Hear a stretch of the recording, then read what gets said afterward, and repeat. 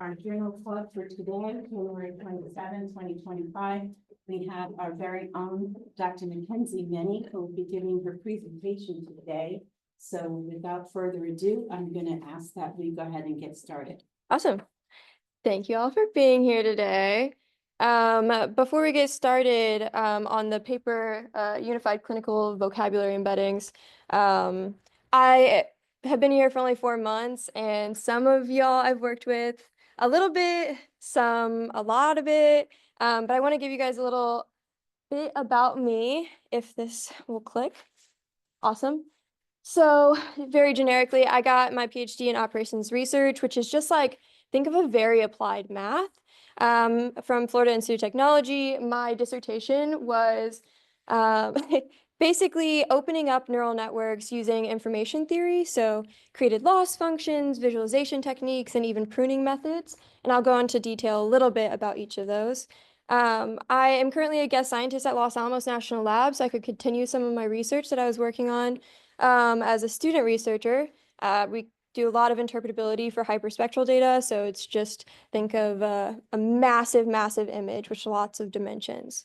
And then here I'm a senior data scientist with Prisma P, focus a lot on real-time surgical risk assessment models, agentic systems potentially for clinical support, and a little bit of everything, which I really enjoy. And now I'll talk a little bit more about my research.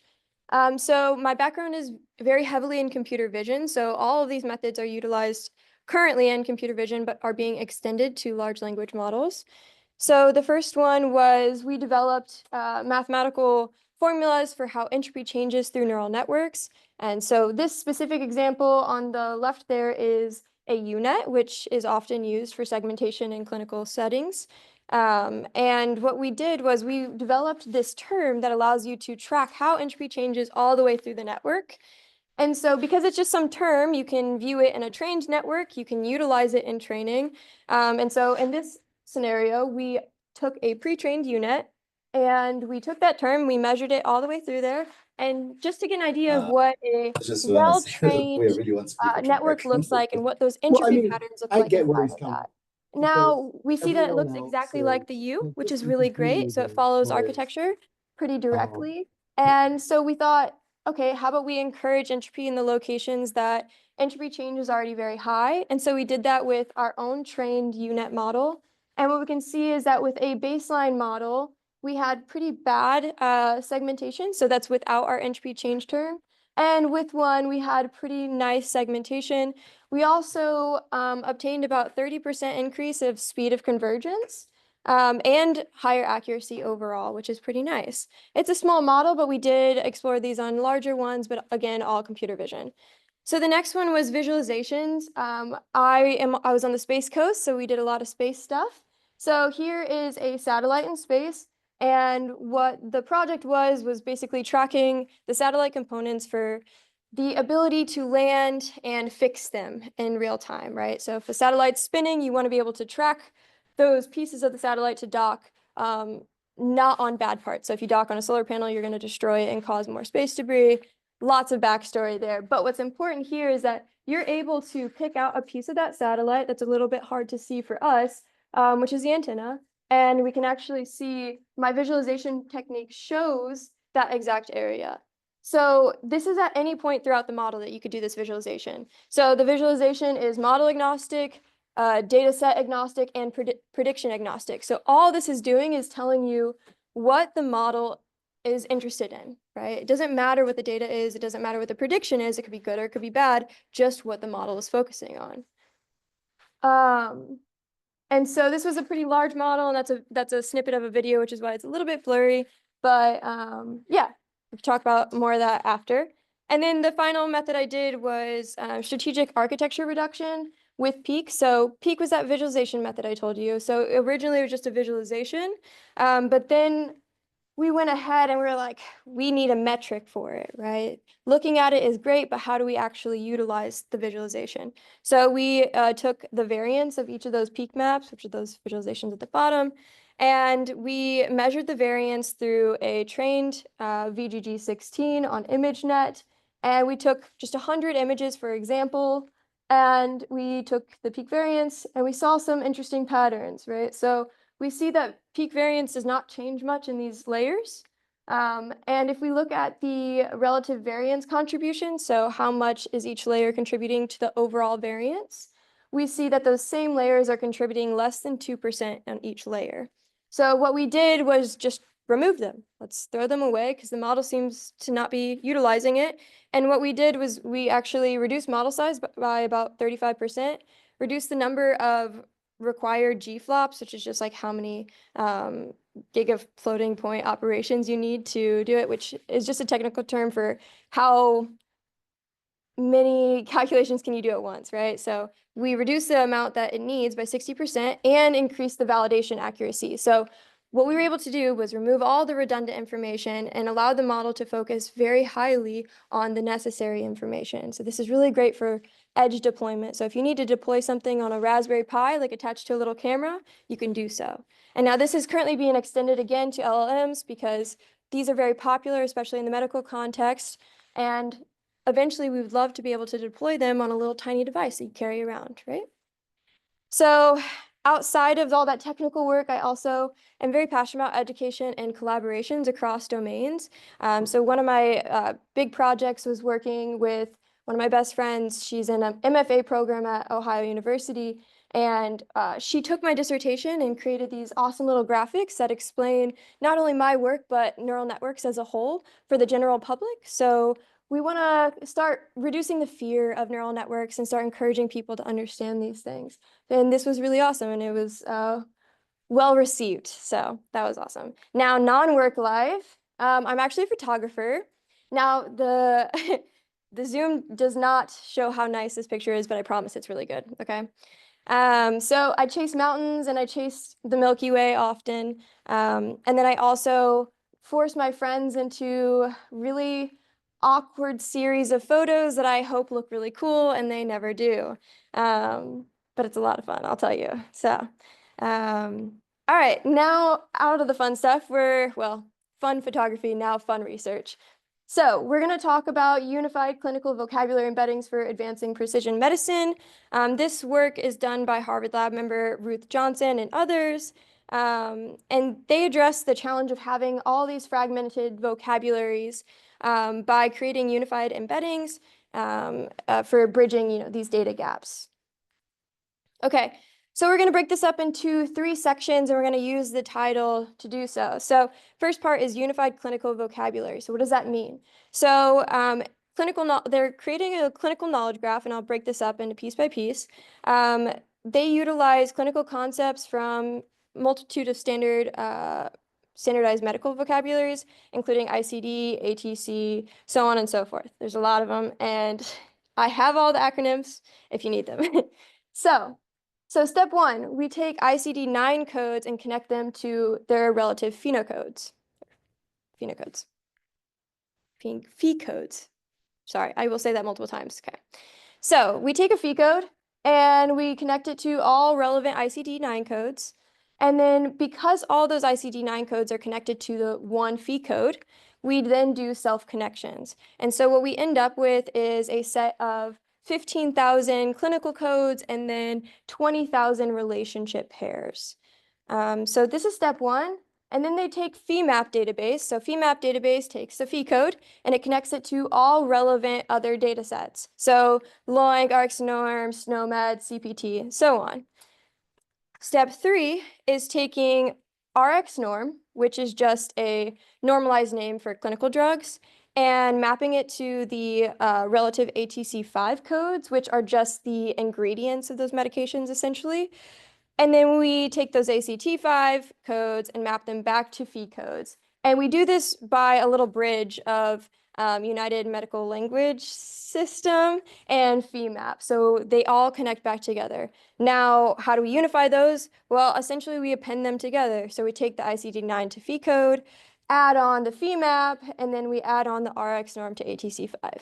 So now what you have is a full knowledge graph that contains all relationships between I think it's 7 different standardized vocabularies. Okay, part 2, unified clinical vocabulary embeddings. So what is an embedding? I'm sure a lot of us know, but as a reminder, word embedding is just a vector representation. So these vectors capture the relationships between the words in a way that allows the model to understand the context and meaning. So, we know the context and meaning between the cat is furry, but when you turn those into numbers, the computer doesn't necessarily know that. So that's the point of an embedding, is to capture that relationship between those words. Now, let's take an example of what these embeddings look like. So if you take, now these may be a little outdated, but let's take king to queen and then man to woman, and we can see that those embeddings are roughly the same size because they obtain the same embedding information or contextual information about man to woman. And then if you take verb tenses, so we have walking to walked, swimming to swam, and again, these are roughly the same size, and that's because we are able to capture the contextual information of verb tenses. Now, pre-trained word embeddings allow LLMs to give deeper understanding. So if you take a pre-trained embedding into an LLM model, it'll give you a little bit more context on the specific task. So can we learn a similar one for the medical codes that we just went through? So medical code embeddings. So this is an example of their knowledge graph. And mind you, this is just a tiny piece of it because they have approximately like 1 million different codes and then another 1.8 million relationships or so on. So this is a tiny, tiny piece of that. Now, these, again, have context to us, but we need to create those embeddings that maintain that relationship or contextual knowledge.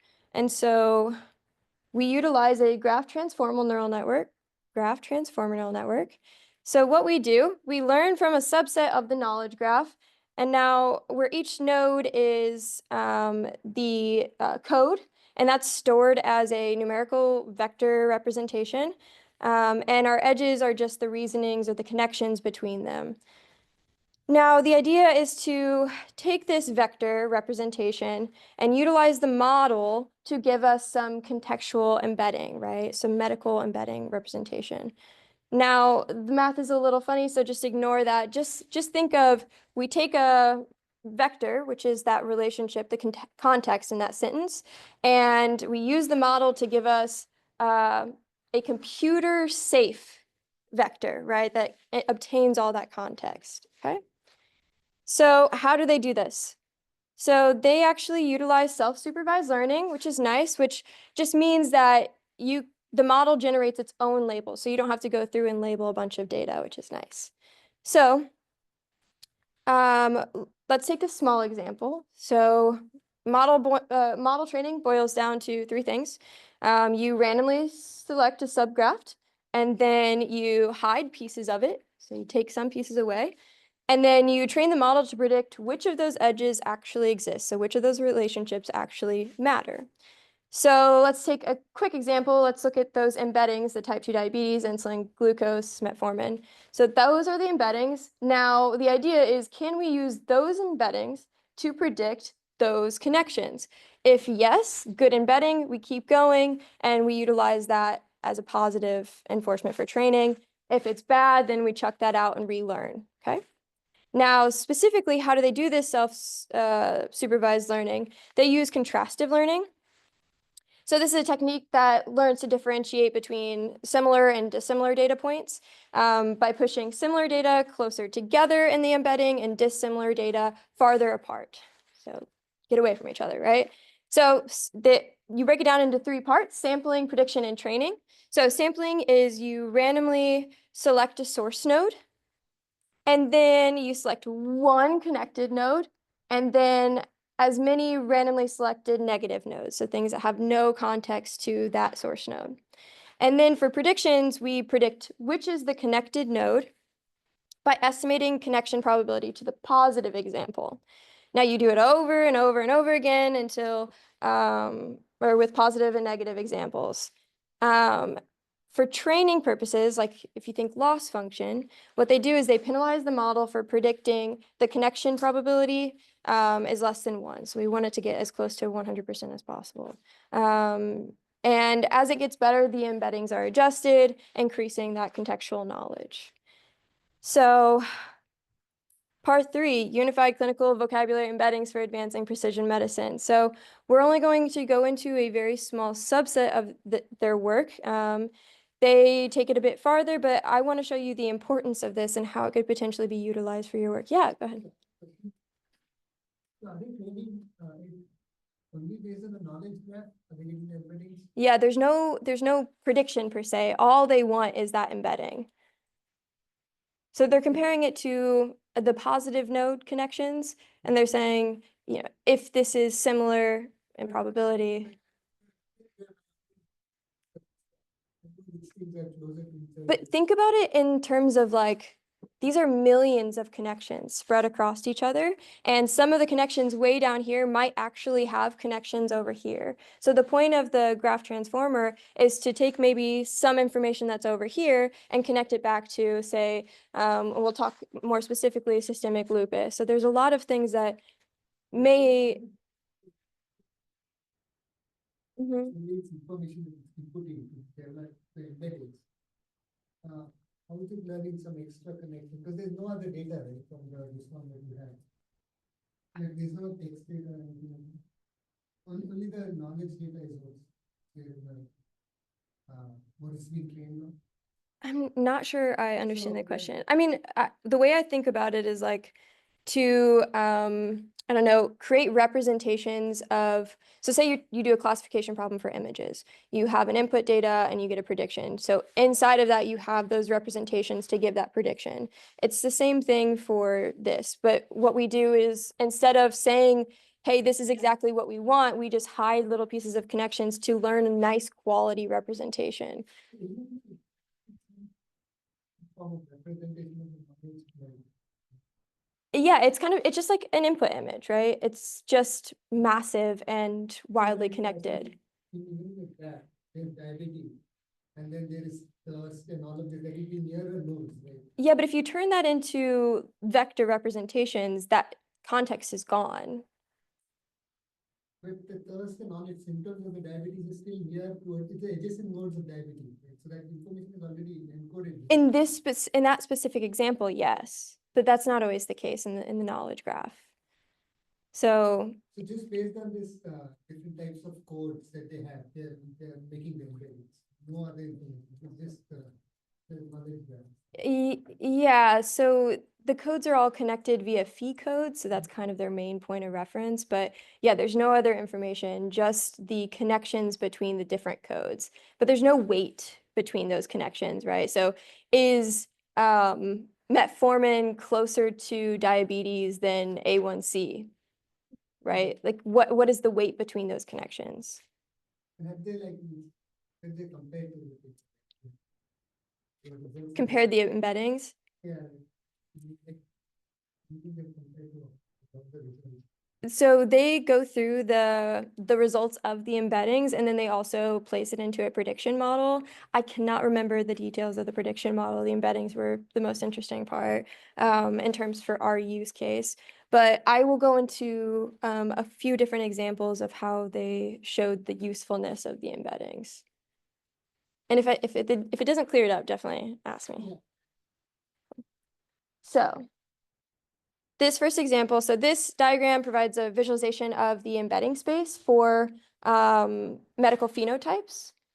So we use the phi codes. I don't know if I said that phi codes are just a way to determine phenotypes. Anyways, specifically related to the digestive system. So they use a technique called UMAP, which is just taking a high dimension representation and putting it into a 2D space to make it a little bit more digestible. Yes, okay. So the first panel, on the left shows functional digestive disorders. And as you can see, intestinal obstruction and inflammatory bowel exist and are clustered closely together. This reflects that they have shared clinical factors or features in their embedding space. And then similarly with the biliary system, if we take the obstruction of bile duct and the and liver disease, we can see that, again, they are clustered together, showing that they have similar clinical factors in this embedding space, which is nice. So what does this actually mean for us? So we can improve our predictions by identifying different related conditions with each other. We can exploit different similarities in less understood connections. So say this embedding space tells us stuff that we don't know, maybe we can utilize that and explore a little bit further. So their next one was visualizing the embedding space for CPT codes and laboratory tests, or LOINC codes. Using UMAP again, so we focus on systemic lupus and Graves' disease. And what they use here is cosine similarity. So the closer you are to 1 or the red it means the more similar you are. So let's see. Each star represents a specific medical test or procedure. So if we look at this first one, the antinuclear antibodies, it is very red, meaning it's very similar to the disease itself, or very commonly used to, I guess, test for the disease. Sorry, my clinical vocabulary is limited right now, but it will get better. And then as we move to Graves' disease, we see clusters like the thyroid, or I guess I chose biopsy here, so fine needle biopsy, which are just central to the thyroid function testing and whatnot. And correct me if I'm wrong there, very sorry. Let's see. So if we highlight key clusters in some of these disease presentations, it could allow us to prioritize certain tests over others based off of these embeddings. It can aid clinicians in pointing to the right direction. So say one of these tests came up. Okay, I'm not going to go there because there's a lot of people that know more about this than me here, but say one of these tests shows something that's a little unusual, then maybe you take a step to the left or take a step to the right and utilize one of those tests. So these embeddings are nice, but how do clinicians feel about this? So for this diagram, they took 90 diseases represented by the Phi codes and took all symptoms in SNOMED. And then they took the cosine similarity between the disease and the symptoms. So part A, they had all the clinicians score that score from -2 to 2, so 2 being it's a relevant code and -2 being not relevant at all. So they had physicians label all those symptoms. And then part C, if we take all the top symptoms via cosine similarity, clinicians were more likely to say that these symptoms were relevant or important. And then D here, they took clinicians from a facility in Israel and then facilities in Boston. And what they found was that both physicians in both places agreed on these relevancy scores, so to speak. And so they claim that this means that it's not geographically based, it can be a universally used embedding. Now, they do many, many more experiments, and they do test it on a prediction model, and it does quite well. But I just want to show you guys a little bit of, how they can actually utilize this here. Now, it does come with a few limitations, right? So the quality of the embedding is truly dependent on the knowledge graph. And to stay relevant, you would need to continually update it, which can be quite consuming computationally. And at what point do we need to update it or versus not? That's a decision that becomes difficult. The knowledge graph has no information on patients, which means that there's no relationship between patient characteristics and disease presentations. So that's a limitation, but it's also a bonus because we don't have to worry about PHI issues. Now, these clinical vocabularies also represent common and chronic disorders, but is very limited to just those. So we're missing out on genetic disorders and so much more. So yeah, thank you. Does anyone have any questions? Thank you, Mackenzie. Can you hear me? Yes, I can do that. Is it linked in the? I have a question. Can you hear me? Yep. Okay, thank you. Very nice presentation, very complex paper. Can you give Yes. maybe the group example? How would they use this? First of all, is it open source? Mhm. And then how would they use this example in their everyday experiments? So actually, we were just talking about this. If you go to Hugging Face, it allows you to choose what embedding to use. And instead of using some generic embedding, you could actually utilize this unified clinical embedding. So it starts you off from a better spot, right, with all this contextual information. And it's basically a plug and play tool, which is very nice. Couple questions. Yeah. So who did the fee codes? That's not a code I'm familiar with. I mean, Mm, how are those determined? I don't know how, I actually have a, You know, I have no bad blank. so I'm going to read you a note that I wrote for myself. The fee code system was built upon the International Classification of Diseases, 9th revision, clinical modification for phenome-wide association studies. FEWAS, I don't know if you're familiar with that. And so that was what it was developed for. And I actually have So it wasn't like handcrafted. Yeah, it's an No. open source thing that exists for a long time. Yeah, you can So, go to the website and like click what fee code maps to what ICD-9 codes. so would you use this embedding only for your text data? Not necessarily. I would say it depends on what your overall goal You is. can use your CPT. So give me an example how would you set an experiment for this? An experiment to utilize Use it. this, yes, let's say. What would be a good like task to use this for? I think what they originally did was they did patient prediction. Sorry, this was a very long paper. They did patient prediction. I'm just going to ignore what they did and I'll give you my thoughts. So what would be nice is if, say we're using multimodal data and we're basing this all on EHR data, instead of just starting from scratch, we could utilize this clinical knowledge embedding. So that would give context to all of the EHR, which has all the patient information. So it kind of skips a bunch of steps there. And if we want to include different tests, like, I don't know, any time series information, which is something that we're doing, it would have context for that specific test based off of these codes. So I would use this in combination with multiple different things. So it would probably take structured data, it would take text, but it wouldn't take images. It would not take images. A model could take images and text data. But the embeddings, I'm not sure. I will get back to you on that, but I'm not positive.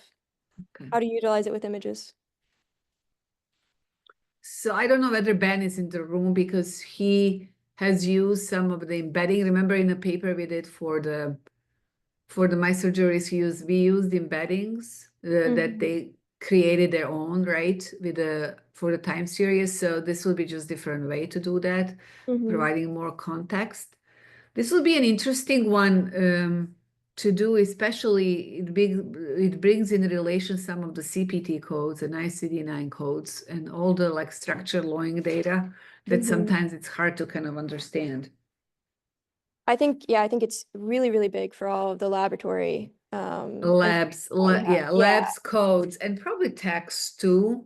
Yeah, I think in the notes. Yeah, for me, I see the biggest use in lab codes because it's so vast and it is hard to gain that information outside of the code. So I think that could be really valuable for us.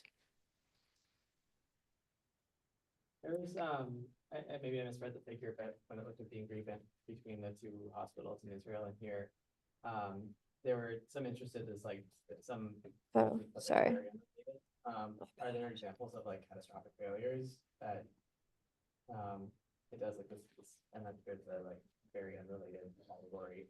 How often, like if 25% of your data, 25% of your embeddings are very unrelated, how that plays out? Yeah. So some of their tests, I'm a little hesitant on because of the statistics that they used. They do a very shallow t-test on some of this, and so I don't remember, but I don't believe they did any examples of it failing. So it was just broadly saying that all of these are great and statistically significant, which honestly is fairly common, but Yeah, I'm a little hesitant about the statistical tests, but I think that the embeddings themselves are still quite valuable, so. I think it would probably be beneficial to do some additional statistical tests on this embedding, and then also do some bias analysis as well, so. So I assume that they had an experiment where they use embeddings that they Yeah, developed for they did. prediction versus some kind of other approach, and their approach did better. Yeah, I cannot remember the specifics, and I apologize for that, but yeah, they did have an example. And then the very small discussion section. But I will drop the link or I'll drop the file if I find it. Or do you have it in the Zoom thing? Okay, perfect. Thank you. So, thinking about knowledge graph creating and, so where do you think now, okay, this field is now completely occupied, or how would you expand on this? Because, this is important, right? Bringing stuff into the context, preparing you. What would be the avenue that could be pursued that is not yet occupied by the work they have done? Well, so what they did was actually just take two existing databases and tacked them together, and then made some bridging of a third existing connection. And so I'm not familiar with all of the databases out there, but this could definitely be expanded because, and we're just looking at codes here, so we could also extend that to different, I don't know, EHR types, for example. I don't know. I think there's a lot of unification that's happening separately. So if you combine some of those methods, similar to what they did, but maybe a little bit more expansive, because these things are already happening, but I'm not sure how far they've gone. This seems to be the biggest so far. It's really plug and play. I mean, I'll, try it out with my brag task. Yeah. For sure. It's easy to just find them, whatever the GitHub repo. Yeah. I can send that to you as well. Yeah. I think it's a great tool that we should try. Yeah, no, definitely. I think the uniqueness comes from the RX norm to ATC5 codes. They also do some merging of the ATC codes, so that was really nice. That's a unique piece, but it's very complicated. So. Any other questions? Yeah.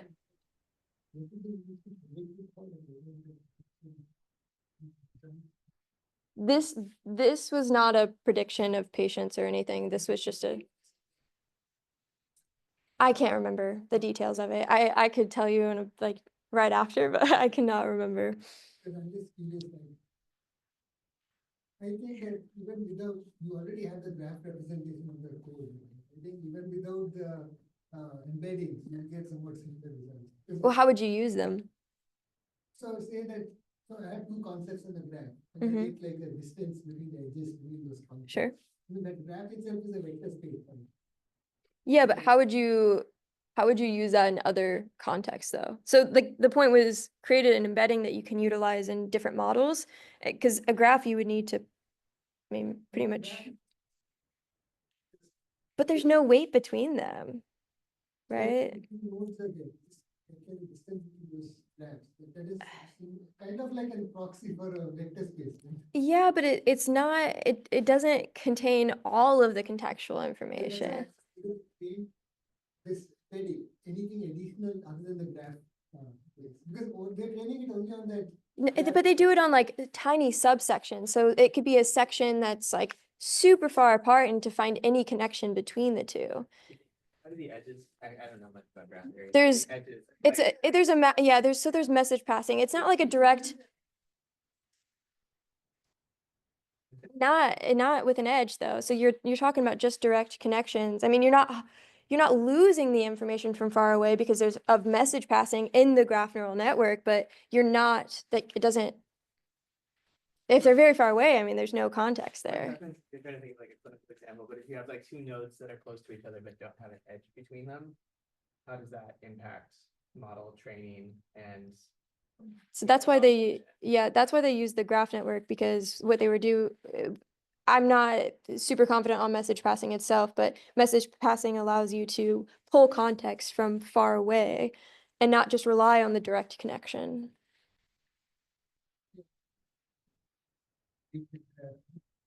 Yeah, Yeah, it's a graph network, or so that knowledge graph is just straight up the codes connected to each other. So I don't know. That's that's an interesting thought though. We should talk about that though. Cool. The purpose here is to get the embeddings. Is the graph neural network the best way to do it? How do they compare to other machine learning methods that directly? They didn't compare the embedding methodology to any other model. And I was just talking about this earlier. They used a graph transformer, so basically a graph neural network with self-attention. And to me, that seems semi-unreasonable. I would just use plainly a graph neural network or some transformer model. I think a lot of times we tend to go a little bit too complex and we miss out on some relationships, or it's too large, whatever. So they didn't compare it, but I think we could definitely, test this on a different model and see what we get. Because the graph, they have all of that data, or the graph, the knowledge graph out there. And I think it's in their supplementary information, actually. Well, thank you, Mackenzie. That was great. And I loved hearing about your work and you, and it's good for everyone to know.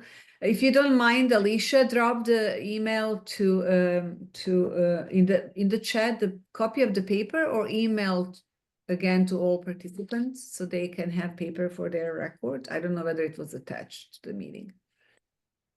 Yeah, Brooke said it was attached to the invite, but Okay, good. Thank you, guys. thanks I will everyone have for to coming. jump up. Yes, thank you. Great job. Thank you.